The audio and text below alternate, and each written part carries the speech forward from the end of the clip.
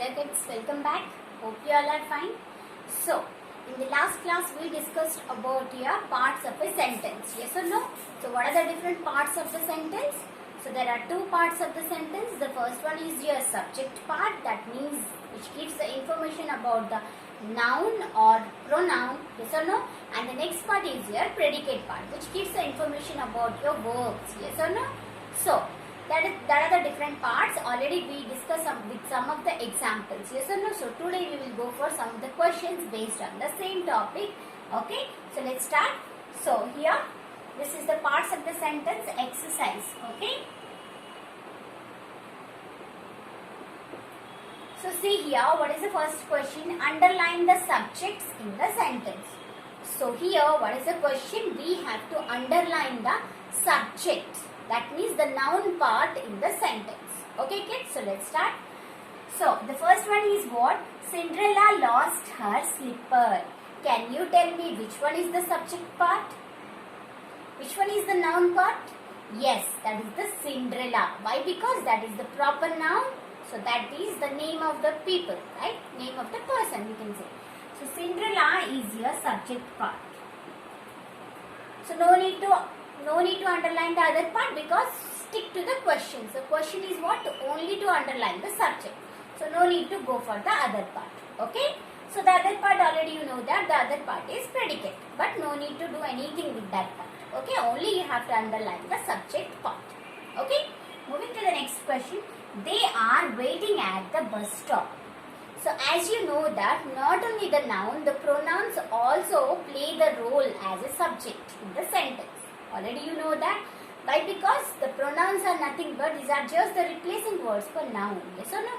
So that's why both the nouns and pronouns play the role as subject in the sentence. Okay. So they are waiting at the bus stop. So they are waiting at the bus stop. Which part is your subject part? Yes, the word they. Okay. The pronoun they is your subject part. Okay. And are waiting at the bus stop, that is telling about the action done in the sentence. So that is the predicate part. No need to do anything with that part. Okay. Moving to the next one. The mangoes are fresh. Okay. The mangoes are fresh. So which one is the subject part? The mangoes. Which one is the noun word here? The mangoes. And here, are you, so is there any main verb here? No, there is no main verb, right? But are is playing the role of the main verb. Why? Because this is the auxiliary verb. Already we have discussed about the types of verbs. Yes or no? So has, have, these all are, is, are, was, where, these all are what your auxiliary verbs. Okay? So here we are going to underline only the subject part. So the mangoes. The mangoes is your subject part. And are fresh is the remaining part is a predicate. Okay kids? So, moving to the next one. Trees sway in the wind. So, what is the question? Trees sway in the wind. Sway means move. Okay, moving fastly with the wind is called as your sway. Okay, trees sway in the wind. So, trees is the noun, yes or no? So, trees is your subject part. Sway in the wind is your predicate part. Moving to the last one, you can see here, children do their homework.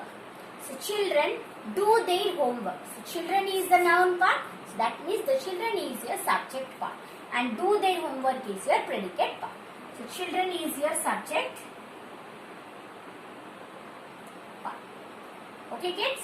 Hope you understood. So, once again, Cinderella lost her slipper. So, Cinderella is the subject part. They are waiting at the bus stop. Even though there is a pronoun, we can use that as the subject. Okay. So, the mangoes are fresh. Here, the main verb is not there, but are is your verb. Okay. So, the mangoes are your subject part. Next, trees sways in the wind. Okay. So, that is what? Trees is the subject part. The last one is children do their homework. So, children is the noun part. Okay, kids? So, moving to the next question. Hope you understood this one. Okay, moving to the next question.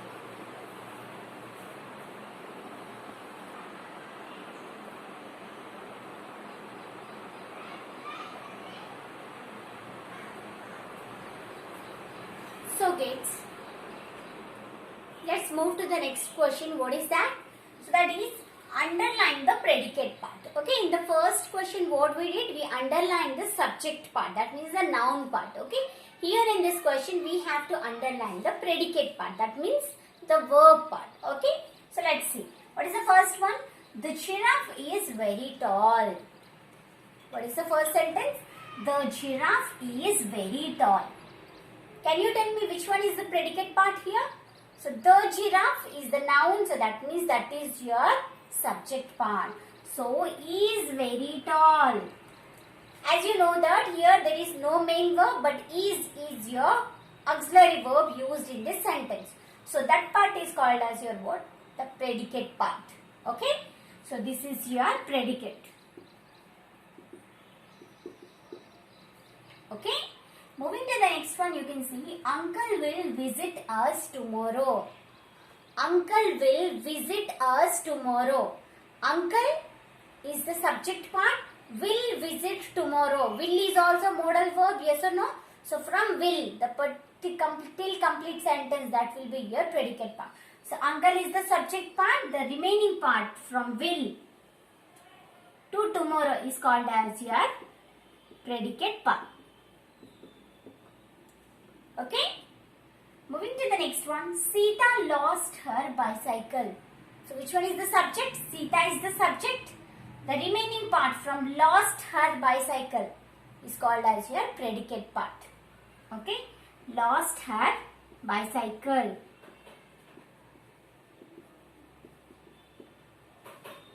If main verb is not there, from the auxiliary verb, whatever the part we are counting as predicate. Okay. So next is what? Life is beautiful. So life is the noun here or the subject part. Is beautiful, is precious, that is called as your what? The predicate part. So here you can see that in the most of the questions we don't have the main verb. Okay, only for this one and this one we have the main verb like visit or lost. But here in the A bit, in the D bit, we don't have the main verb, but auxiliary verbs are there like is. Okay. So if also that are there, that part is called as your predicate part. Okay. Next is what? She cleaned her room. She cleaned her room. So she is your pronoun. So that is your subject part. So clean her room is your predicate part.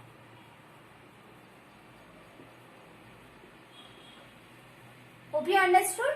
So the first part is the subject part and the next one from where it starts the predicate part, we have to get that part. Okay, so see here, the giraffe is very tall. The giraffe is the subject.